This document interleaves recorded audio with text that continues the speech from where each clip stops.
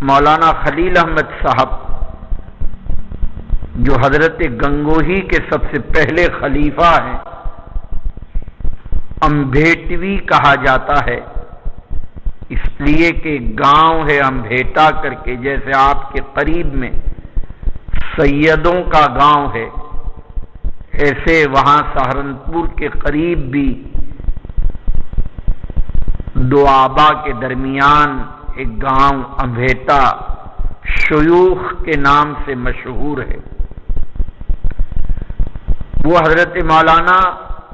کی جگہ ہے۔ 11 سال کی عمر میں مدھیہ پردیش میں گوالیئر میں کوئی مدرسہ تھا، کسی نسبت کے اوپر آپ وہاں تشریف لے آئے اور آپ نے ابتدائے عربی کی کتب وہیں گوالیئر کے اندر پڑھی، لیکن 1283 یا 84 میں محرم میں جب دارالعلوم دیوبند کی بنیاد پڑی تو مولانا شیخ الہند کی طرح آپ نے بھی دارالعلوم دیوبند میں داخلہ لیا، لیکن آپ نے ابتدائی کتب میں داخلہ لیا، یعنی کافیہ ہدایت النحو کے اندر۔ اس کے بعد مظاہر تشریف لے آئے۔ تکمیل دارالعلوم دیوبند میں آپ نے نہیں کی گویا، مظاہر میں آپ نے مختصر المعانی میں 1284 میں داخلہ لیا اور 1286 میں آپ کی فراغت۔ اس سے آپ اندازہ لگا رہے ہوں گے کہ دارالعلوم دیوبند اور مظاہر علوم سہارنپور کے 3 یا 4 سال کی بنا کی مدت کے بعد حضرت مولانا نے سند فراغ 1286 کے اندر حاصل فرمائی۔ آپ نے بخاری شریف، مسلم شریف، بلکہ صحاح ستہ کی اکثر کتابیں حضرت مولانا مظہر نانوتوی نور اللہ مرقدہ سے آپ نے پڑھی۔ حضرت مولانا کے ساتھ بھی مہاجر مدنی کا لقب ہے، اس لیے کہ مولانا کی دیرینہ تمنا تھی کہ میرا انتقال مدینہ منورہ میں ہو۔ آپ کی ولادت ہوئی ہے 1269 کے اندر صفر کے مہینے میں، اور وفات حسرت آیات 2 ربیع الثانی 1346 میں بدھ کے دن عصر کے بعد، اور جنت البقیع میں آپ کی بھی تدفین ہوئی، اور آپ ہی کے نقش قدم پہ چل کے آپ کے تلمیذ ارشد نے بھی مدینہ منورہ کی ہجرت فرمائی۔ حضرت مولانا کے قراءتاً استاد تو مولانا مظہر نانوتوی، لیکن جہاں تک اجازت کا تعلق ہے حدیث کی کتابوں کے، وہاں شاہ عبد الغنی مجددی علیہ رحمہ جو صاحبزادے ہیں حضرت مولانا ابو سعید مجددی کے، جن کی کتاب الیانع الجنی میں جن کے سبت کس کو کہتے ہیں؟ حدیث کی وہ کتابیں جن میں مشائخ نے اپنی اسانید کو جمع فرمایا، کتب انواع حدیث کا جہاں ذکر آیا تھا، اور 56 کے قریب جو انواعیں ذکر کی تھی وہاں سبت کا ذکر بھی غالباً آ چکا تھا۔ حضرت مولانا نے پڑھا ہے عبد الغنی مجددی سے بھی، جن کا حاشیہ انجاح الحاجہ ابھی آپ کے ہاتھوں میں جو ابن ماجہ ہے ان پر وہی حاشیہ ہے، اور آپ نے مولانا عبد القیوم بودھانوی سے استفادہ کیا۔ یہ جو لفظ بودھان آتا ہے یہ آپ کے قریب میں جو بودھان ہے وہ لفظ تو ہے بہودھان، بہودھان وہ نہیں ہے، یہ بودھانا ایک جگہ ہے، بودھان اور ہے، بودھانا، کیرانا، کاندھلا، جھنجھانا، یہ دہلی سے 40 کلومیٹر پر یہ مواقع ہے جہاں اکابرین اور مشائخ کے بڑے بڑے مزارات ہیں۔ شاہ العالمین عبدالرزاق کا مزار کیرانا میں، اور رد عیسائیت پر آج کل آپ جو سنتے ہیں کہ ذاکر نائک بہت پیش ہے، یہ حقیقت میں احمد دیدات کی انگریزی کتابوں سے استفادہ کر کے رد عیسائیت پر کام کرتے ہیں، لیکن احمد دیدات کے پاس بھی کچھ نہیں تھا۔ حضرت مولانا رحمت اللہ کیرانوی نور اللہ مرقدہ، ان کی کتاب ہے اظہار الحق عربی میں، اسی کتاب کو حضرت مولانا تقی عثمانی نے بائبل سے قرآن تک اس کا اردو ترجمہ کیا ہے، اسی کتاب سے احمد دیدات نے اور ذاکر نائک استفادہ کرتے ہیں، اور اظہار الحق نامی کتاب اس زمانے میں چونکہ بھوپال کے نواب علم پرور اور علماء دوست تھے، جیسے کہ مظاہر میں ایک مسجد کلثومیہ وہ بھوپال کی نوابہ نے بنائی، ان میں ایک نوابہ تھی سولہ بیگم، انہوں نے مدرسہ مکۃ المکرمہ میں مدرسہ سولتیہ قائم کیا، اور حضرت مولانا رحمت اللہ کیرانوی کو ان کا محتمیم بنایا۔ آج بھی یہ مدرسہ سولتیہ احباب دعوت و تبلیغ کا مرکز ہے، اور حنفی حجاج کے لیے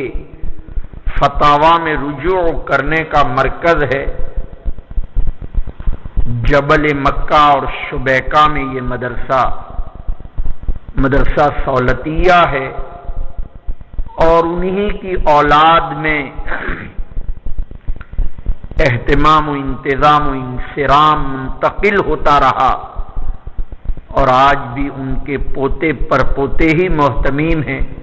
اور علماء ہند ابھی بھی ہندوستان کے طرز پر وہاں درس و تدریس کا نظام، پورے سعودی میں یہ ایک ہی ادارہ ہے جو اکابر دیوبند کی نمائندگی کرتا ہے۔ تو یہ مولانا رحمت اللہ کیرانوی یہ کیرانا کے رہنے والے تھے۔ پھر مشائخ کاندھلا تو آپ کے سامنے ہے ہی، جیسے مولانا الیاس صاحب، ان کے والد مولانا اسماعیل، ان کے بھائی مولانا یحییٰ، پھر ان کے صاحبزادوں میں حضرت مولانا یوسف، مولانا زکریا، یہ تمام مشائخ کاندھلا کہلاتے ہیں۔ میں عرض یہ کر رہا تھا کہ اس کے قریب یہ بودھانا ایک جگہ ہے، وہاں حضرت مولانا عبدالحی بودھانوی، جو حضرت شاہ عبدالعزیز محدث دہلوی علیہ رحمہ کے تلمیذ ارشد بھی اور ساتھ ہی ان کے داماد بھی تھے، انہی کے صاحبزادے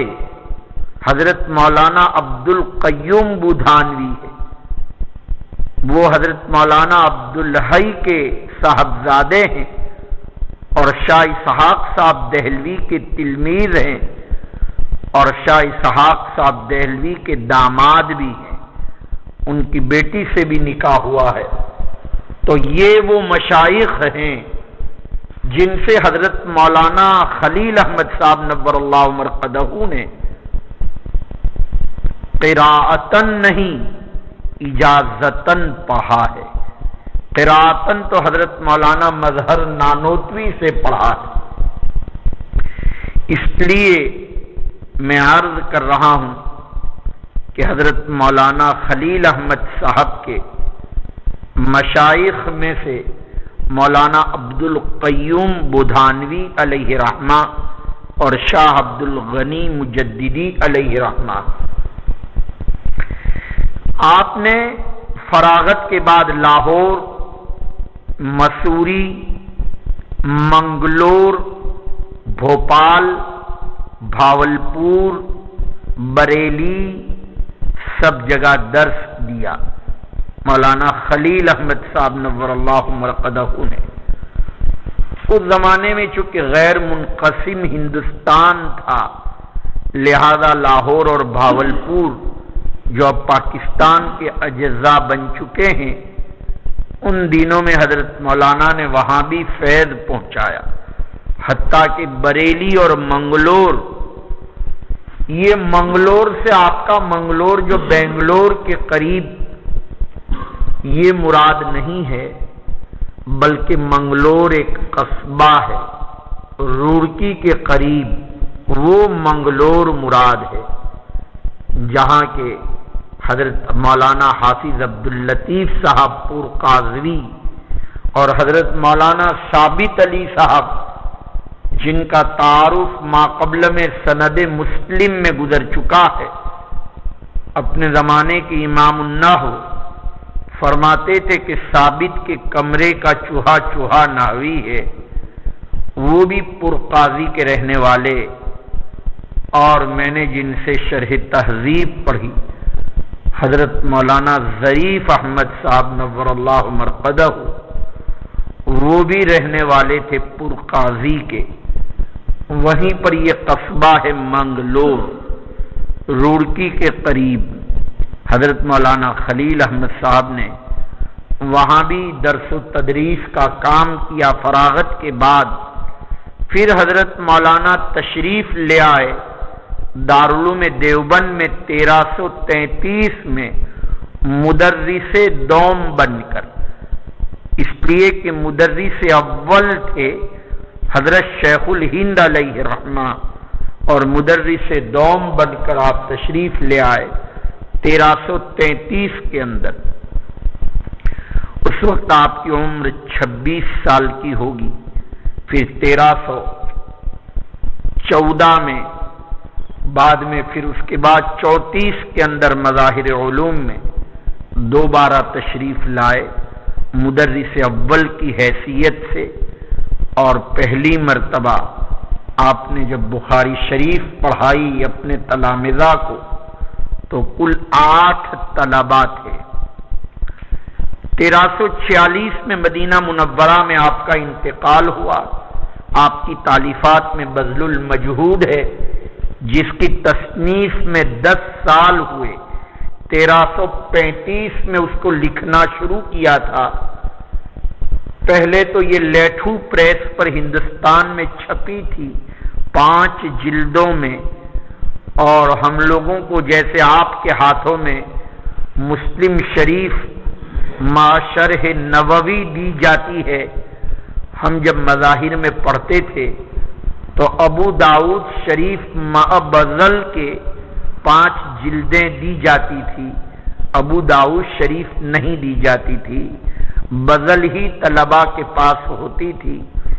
اب معلوم نہیں کیا شکل ہے، بہرحال اب تو یہ بذل بیروت میں 20 جلدوں میں چھپ چکی، مکتبہ جامعہ میں یہ کتاب موجود ہے، آپ مراجعات فرمائیں۔ تو میں یہ عرض کر رہا تھا کہ حضرت مولانا نے جب 1345 کے اندر اس کتاب کو ختم فرمایا تو علماء حجاز کی بڑی دعوت کی آپ نے، اور علماء عرب میں آپ کا تعارف آج بھی شارح ابی داؤد کے عنوان سے ہو رہا ہے، جیسا کہ حضرت مولانا زکریا صاحب رحمت اللہ علیہ کا شارح اوجز کے عنوان سے آپ متعارف ہے علماء عرب کے درمیان۔ حضرت مولانا خلیل احمد صاحب نور اللہ مرقدہ، حضرت مولانا رشید احمد گنگوہی کے خلیفہ اول، مولانا مظہر نانوتوی کے تلمیذ ارشد اور حضرت مولانا زکریا صاحب نور اللہ مرقدہ کے شیخ طریقت، تفصیلی حالات اگر جناب کو دیکھنا ہو تو مولانا عاشق الہی میرٹھی کی کتاب تذکرۃ الخلیل کا مطالعہ فرمائیں۔ حضرت مولانا اشرف علی تھانوی نور اللہ مرقدہ نے بھی آپ کے حالات پر ایک کتاب خانہ خلیل کے نام سے تالیف فرمائی۔ ایک مرتبہ حضرت مولانا خلیل احمد صاحب اتفاق سے گزر رہے تھے اور امام تھانوی علیہ رحمہ کے مہمان ہو گئے۔ حضرت امام تھانوی کا اپنا شباب تھا، مولانا خلیل احمد صاحب کا بڑھاپا تھا۔